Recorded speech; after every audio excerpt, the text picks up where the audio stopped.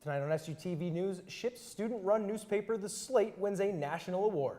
And a soldier's new ear was grown in an unusual location. All that and more right now.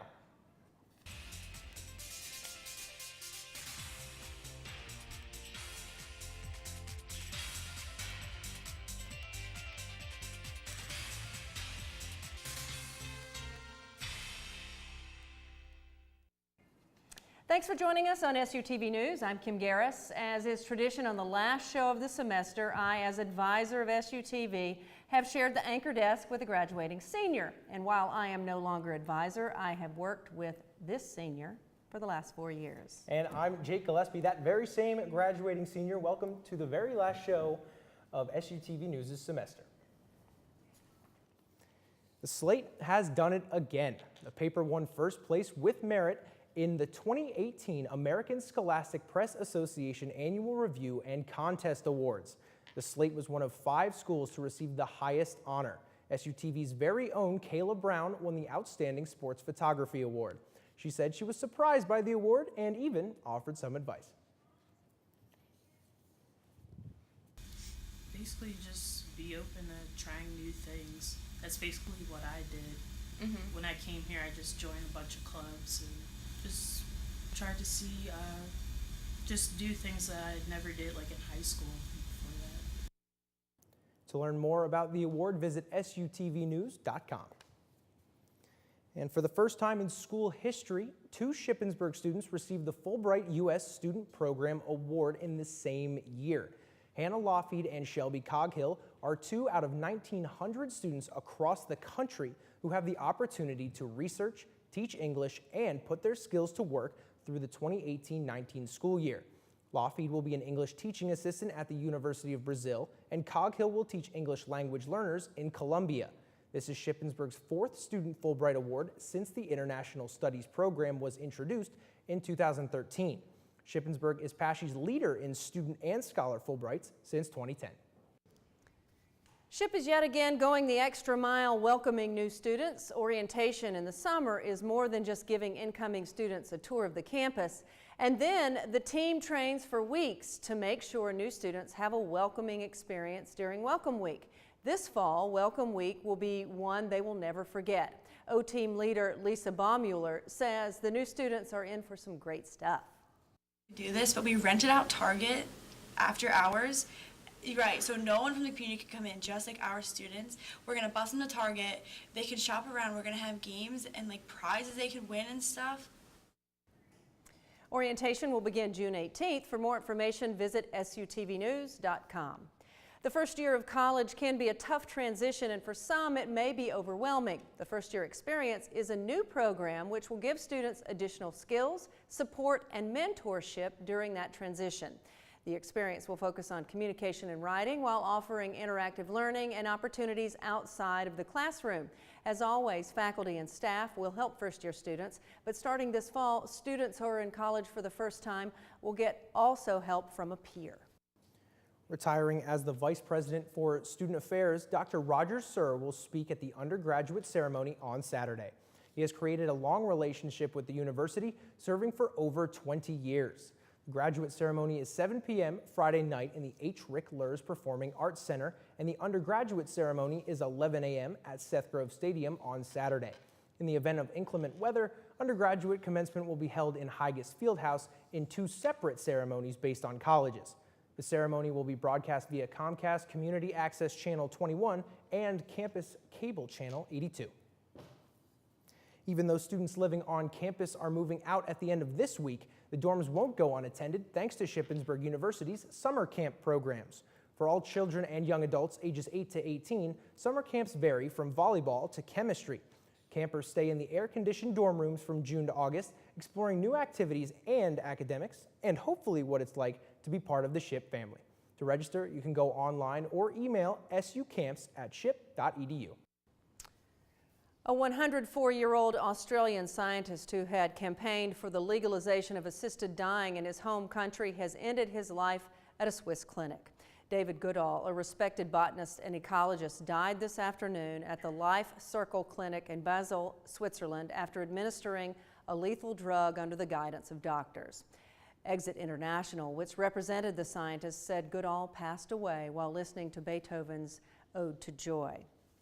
Scientists are worried Kilauea volcano on Hawaii's Big Island could blow. Researchers are especially concerned about the rapid lowering of a lava lake in one of its craters. If it falls deep enough to hit cool groundwater, it could produce steam, sending lava flying into the air. The governor is asking the federal government for help by issuing a disaster declaration. We believe that we will exceed the threshold, and we are working to seek the disaster declaration to ensure that we have access to federal, state, and county resources should we need that as the event progresses. Researchers say the volcano's current behavior is mimicking what happened in 1924 when it saw a massive eruption. That disaster threw blocks weighing 14 tons into the air and sent ash up to 20,000 feet.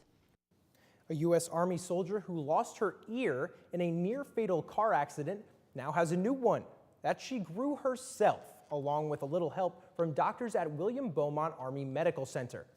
Doctors harvested cartilage from the ribs of Shamika Barrage, who lost her left ear in a car accident 2 years ago. Then, using a technique called pre-laminated forearm free flap, they implanted the cartilage under the skin of her arm. And that is where the ear grew, even developing blood vessels.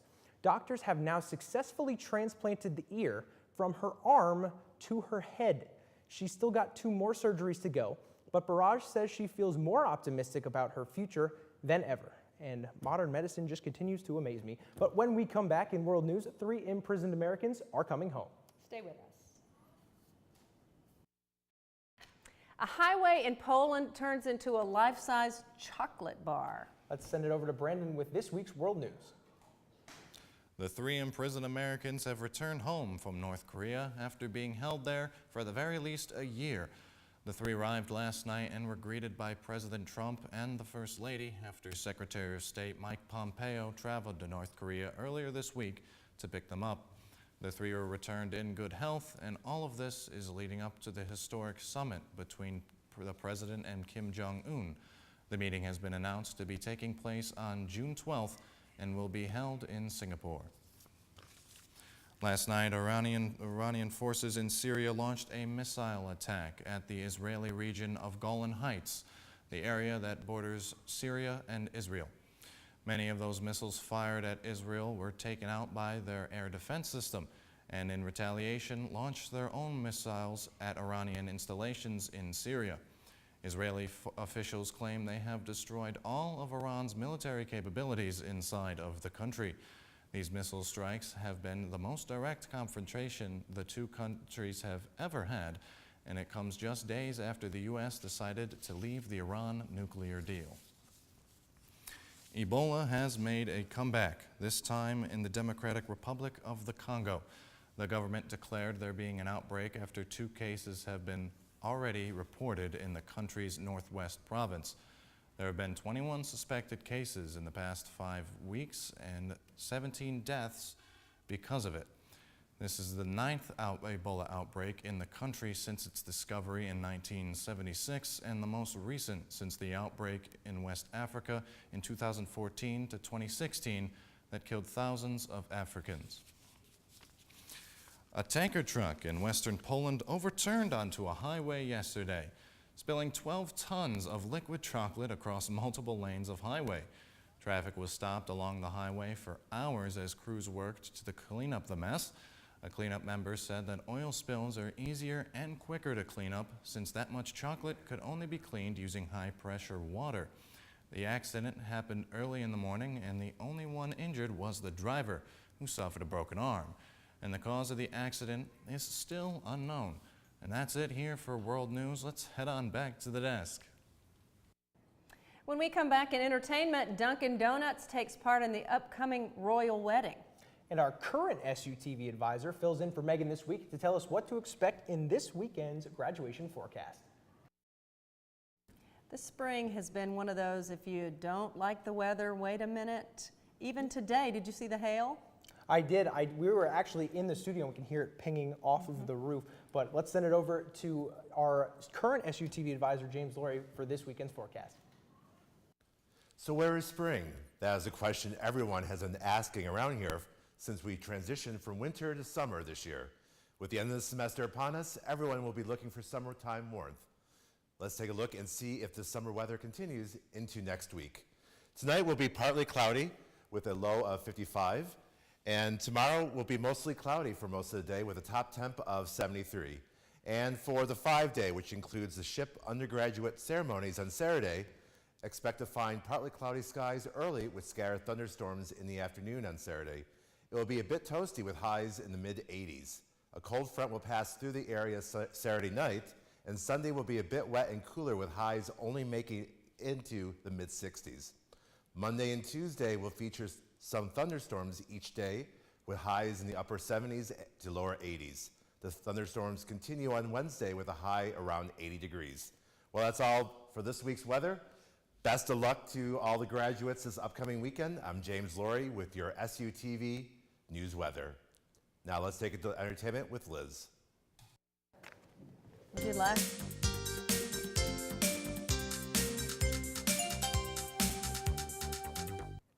Richard Gutfield of England discovered his black miniature schnauzer was missing from his home after delivery from Amazon. Gutfield posted the puppy's disappearance on Facebook and on a UK lost dog website. He even directly emailed Amazon CEO Jeff Bezos, asking him to investigate. An employee, Rob, who was monitoring the email, decided to take on the case. Turns out the delivery man did not work for Amazon. Rob investigated more and returned the pup to Mr. Gutfield. Amazon issued a statement saying, "This is inexcusable and does not reflect the high standards we have for our delivery partners. We take these matters very seriously." Charlie Sheen is coming up against a woman who claims he exposed her to the HIV virus by failing to disclose his diagnosis. The woman, who is identified as Jane Doe, sued Sheen last June, alleging he lied about being HIV positive and exposed her to the virus. The suit does not officially name Sheen as the defendant, but was identified as having given a nationally televised interview in November 2015 to announce his diagnosis, which was the exact day Sheen gave an interview on The Today Show. Sheen alleges Jane Doe is an extortionist who bounced around from rich guy to rich guy before meeting him.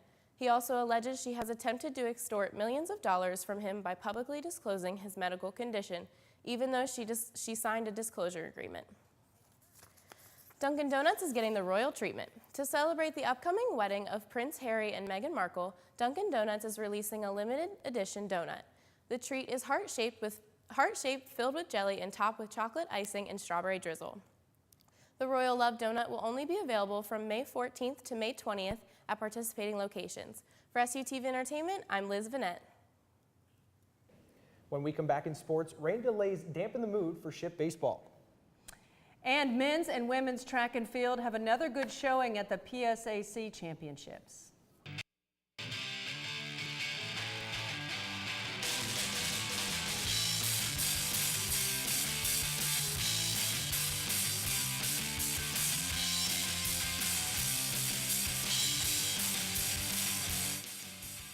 SHIP baseball experienced 2 consecutive rain and lightning delays at Mercyhurst Field. SHIP's playoff elimination game against Gannon was delayed, and then another weather delay was announced at the bottom of the 3rd inning. Senior outfielder Dalton Hoyles and redshirt sophomore pitcher Zach Sims each earned PSAC East first team honors. Hoyles leads the PSAC with 19 doubles while hitting .360 with 26 RBIs and 10 home runs. Sims leads the conference with 9 wins and ranks 4th in strikeouts with 81. Redshirt catcher Drew Benny, senior second baseman Nick Spangler, junior shortstop Cash Gladfelter, and senior pitcher Gabe Mossar all earned honors for the PSAC East second team. Softball players, senior outfielder Tara Bicko and sophomore second baseman Kyla Bonowitz were named second team All-Atlantic Region. Bicko is ranked 3rd in the conference in runs, and Bonowitz is ranked 3rd in the conference for hitting. SHIP softball finished their season with 22 and a 19 record. The men's outdoor track and field team extends its historic championship run by winning its 10th PSAC championship. For the 2nd consecutive year and 3rd time in league history, SHIP achieved a triple crown. The Triple Crown is made up of a conference championship in men's cross country, men's indoor track and field, and men's outdoor track and field in the same academic year. Senior Bryce Pearson was named the most valuable field athlete after winning championships in discus and hammer while placing 4th in the shot put, scoring a total of 25 team points. Teammate redshirt junior Austin Shupp was named the most valuable athlete after finishing 2nd in the 110 meters, 3rd in the 400-meter hurdles, and 6th in the long jump. Shupp also contributed to a 2nd place finish on the 4x4 relay and a 4th place finish on the 4x1 relay. Shupp was responsible for a total of 30 team points. Women's outdoor track and field won yet another conference championship on Saturday, bringing home their 9th consecutive title. Women's track finished the weekend with 156 points and 25 athletes placed. Redshirt senior Danielle Scrimamano won hurdles, senior Kiana Tucker won the 400-meter dash, senior Crystal Hartman won the javelin, and redshirt junior Abby Wagner won the triple jump. Track will be back in action on December 1st for the Bucknell Indoor Invitational. That's all for sports. Now, let's send it back to the desk. Thanks, Jordan. When we come back, Jake and I talk about what the future holds for him after graduation. Don't go away. So as I mentioned at the start of the broadcast, one tradition is that at the end of the semester, the advisor sits in the chair sits at the desk with a graduating senior. The other tradition is that we hear from our graduating seniors about what they're off to do. So Jacob Gillespie, who's been here as one of my very own for 4 years, an honors student, an outstanding student in communication journalism, is leaving us. So tell us about what you're off to do, Jake. All right, so after 4 years with SUTV, I've loved every second of it. I'm going to just keep on doing it. I'm going to WFMZ TV, Channel 69 News in Allentown to be a fill-in producer. Essentially just, there are so many producers at that station. Whenever one's on vacation or sick, they're going to call me up. I'm going to come fill in. And I'm also going to be doing some web writing for them. So I'm really looking forward to it. Well, it won't be long for you. You'll be in that position very short time and moving on to bigger and better things. And it's a great start. And having a job right out of school. Yeah, and this awesome. is not a field where that typically happens. So I thank my lucky stars, and I'm excited to get started. Yeah. Well, you're a great guy, Jake, and we wish you all the best. The whole crew here, I know they do. There's a lot of kids, students, young people who are going to miss you here, and you've been a great steward for the university. Yeah, and I want to thank everyone in here because honestly, I don't know if they weren't keeping me looking good every week, I don't know if I would have gotten the job. So thank you all in here, and thank you all for watching at home. But I guess that'll do it, huh? We should sign off I for guess one last so. time. One That last is it time. for SUTV News. I'm Kim Garris. And for the last time, I'm Jake Gillespie. Don't forget to follow us on Facebook, Twitter, and Instagram at SUTV News, and check out our website, SUTVnews.com. We'll see you next semester.